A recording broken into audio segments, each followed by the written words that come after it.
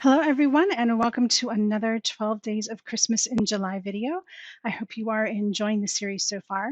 Today, Inky the Elf and I wanted to share with you a fun little project. Now, Inky's been known to get into the vino, and he wanted to share with you some little wine charms that he really likes to put on glasses so that he and his other elfie friends don't get their glasses mixed up. So thanks for the idea, Inky, and I will take it from here and show them how to do it, okay? All right, see you later. Okay, so this is what we're working on today. It's this cute little charm, and it just fits right on the bottom of your wine glass. And I know you've seen these before, and they're super easy to make. And I thought, wow, I've had this shrink plastic around forever. This is from Aleene's. It's their opaque shrink it. I don't even know if they make this anymore, but what I did see out on scrapbook.com was some from Sizzix, and it appears to be a clear shrink. So that way, when you look on the back side, it will actually come through. So you should see the color on the front and the back, whereas these are opaque. So the back side is white and the front side has the color. So I got this stamp set from Catherine Pooler. It's the Holiday Charms. It's a brand new set. It does come with coordinating dies, which we'll be using. And I thought these will be perfect for these shrinky dink charms. They shrunk down so much. I mean, look at this little tree shrunk down to that. So these are a ton of fun, and we will get started with making them. Super easy. Okay, so this particular shrink wrap shrink plastic says that for best results to rough it up a little bit. So I just took some 220 sandpaper and just roughed it up in one direction, so you might see the streaks on here, which is perfect. You're not going to see them when it shrinks down. So I just did it in one direction just to get it a little bit of texture to it so that the ink would stick to it. And I messed around with a few different kinds of ink, and I found that Memento ink works really great. And I'm actually stamping it off as I go. So let me just demonstrate for you one more. And we'll do the little birdie here. So I'm just inking it up, and this Memento, it happens to be really juicy. I just re-inked it recently. And I'm going to stamp it off and just stamp it onto the shrink paper once. And that's really all you need. It's okay if it ends up a little bit light. When it shrinks, the colors get more vibrant. So that's something to keep in mind. And it takes a while for the black to dry. And the thing is you can't use a heat tool because if you start heating it, it will start shrinking. So you have to wait for this to dry on its own. So that's why I did a couple ahead of time here, so I could speed up this whole process and show you guys how this whole thing comes together. Okay, while we're waiting for the bird to dry, let's work on some of the other images that are already done up and dried. Now I'm just using colored pencils. They don't have to be particularly good colored pencils. They just need to be good enough to lay down some color. So even though I've got the Memento ink down here, even StazOn might be a good ink to use. What I'm finding though is that it does kind of pull up a little bit anyway. And even though I stamped off, I still have some movement of the ink, some streaking. But when it gets to be so small, it just doesn't really matter anymore. So I'm just coloring in with the colored pencils. And the white's probably hard to see right now because I've got the white background going on right now.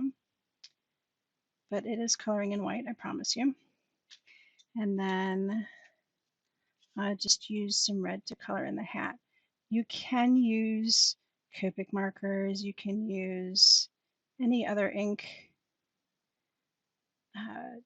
type marker. So if you wanted to use a water-based marker, you could use like a Tombow marker or even Crayola markers. All those will work. But you see how the red is really taking. So that's what the white looks like. You just probably can't see it right now. So very simply, right, we're just going to color all these in.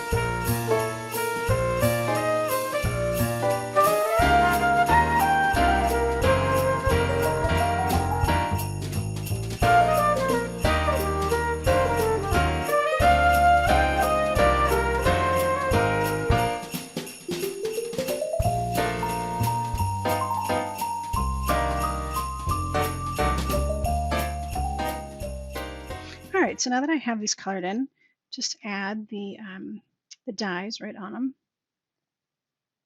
And this isn't any different than cutting out paper.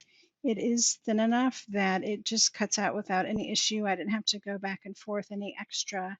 It really cut like butter. It was fantastic. So I'll just get these all set up and we'll run them through the dye machine.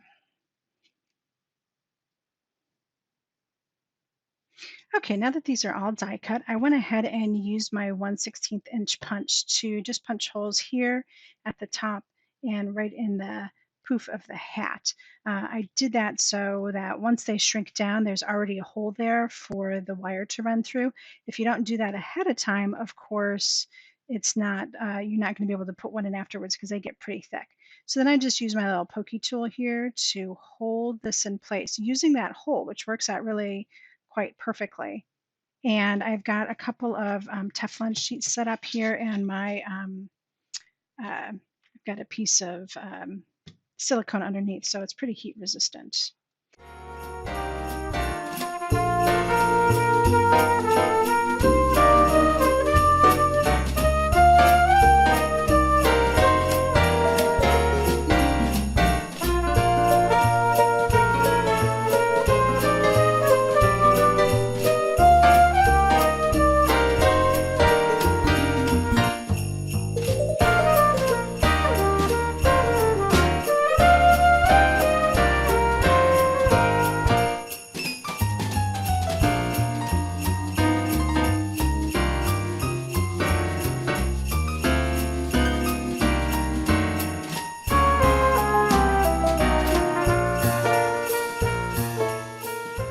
All right, that's pretty cool, right? So you know it's done when it looks even as far as the design, like the ornament here is nice and round and not oblong, so that's as small as it's going to get. And then it cools off a little bit and it pops right off.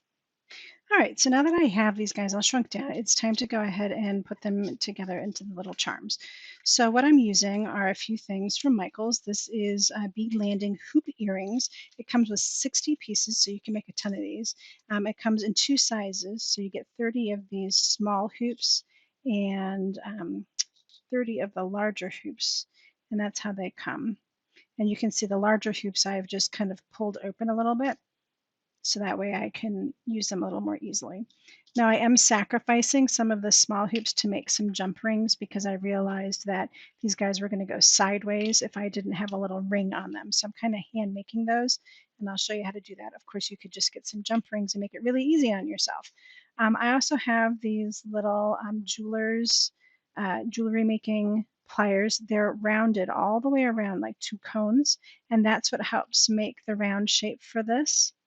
Otherwise, if you're using pre-made jump rings, you probably won't need these. And then I have another pair of small pliers that I've had for years that I just absolutely love. There's a little cutter inside here, which is sometimes helpful if your rings are too long, and then just a regular pair of pliers to help nip things together, especially this little end here.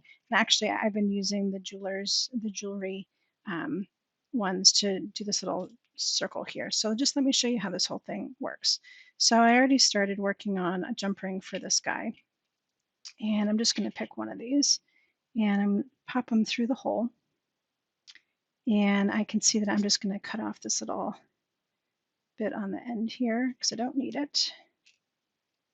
The nice thing about using these hoop earrings is that they're made out of brass, so it's really soft and they're not hard to work with then.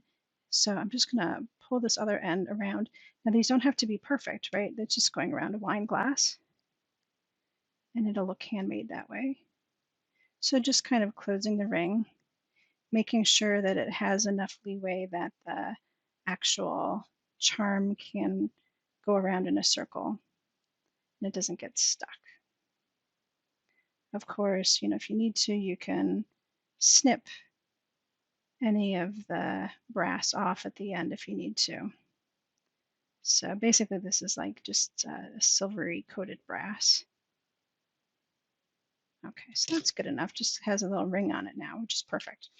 And then I can take one of my hoops here, and I picked up this assortment of beads. This is more beads than I will ever need in a whole lifetime, but I thought I would get the collection in case I ever decide to make this with another project and I wanted some different colors. So I got a whole bunch of these, and then I got some gold and silver ones too. So I thought it was a pretty good value because I got a whole bunch of different styles here. So I've just been doing the same pattern so that they look like a nice set. And I just do like this one, I'll do 2 red beads and then a silver barrel.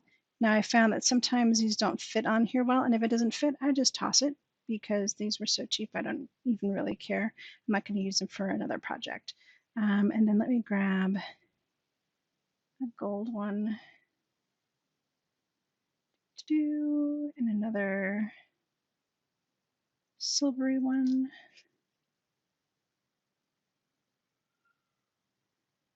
And then let's do green. And then I'll put my charm on. And then I just work my way backwards. So green, and then silvery, and then gold,